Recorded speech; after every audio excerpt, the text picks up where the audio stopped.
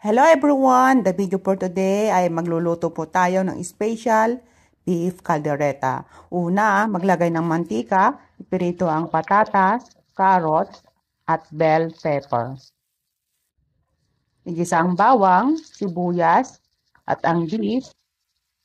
Isang kutsa hanggang maging brown. Mekos. Lagay ang toyo, diced tomato, nor maglagay ng tubig, takpan at pakuluan ng 1 oras. Kung alam mo nang malambot ang karne, ilagay na ang patatas, carrots,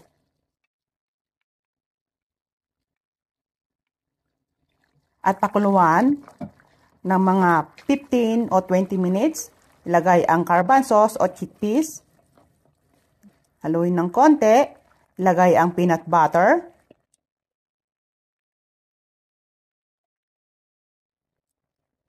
halu-haluin, ilagay ang bell pepper, pakuluan ng 5 minuto, ilagay ang cheese. Ayan, luto na ang beef caldereta. Kain na tayo.